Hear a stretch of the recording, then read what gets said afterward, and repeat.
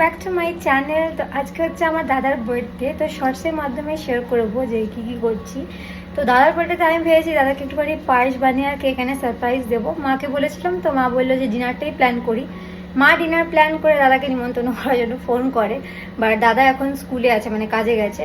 তো ও বললো কি যে আমার অনেকগুলো ক্লাসেসও আছে, ও ডান্স শেখায়, তো ডান্স ক্লাসেসগুলোও আছে, তো জিমও যাওয়ার আছে, তো আমি শুধু পায়েস খেয়ে বাড়ি চলে যাব।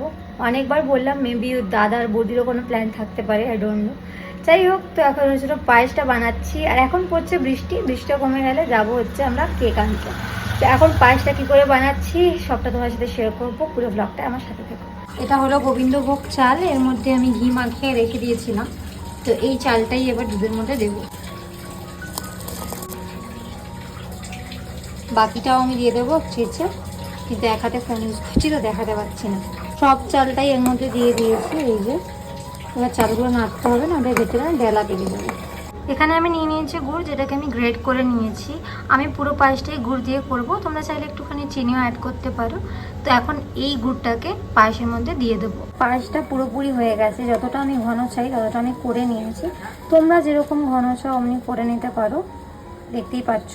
এবার আমি এদিকে গ্যাসের ফ্লেমটা বন্ধ করে দিয়েছি, যাতে গুড়টা যখন দিই পায়েসটা না কেটে যায়। একটু আমি নাড়াচাড়া করছি যাতে একটু ঠান্ডা হয়, তারপর গুড়টা দেবো এতে। এবারের মধ্যে দিয়ে দিচ্ছি গুড়টা, আটকে গেছে, পড়ছে না, যাই হোক আমি এর মধ্যে এটা এমনি গুড়িয়ে দিচ্ছি।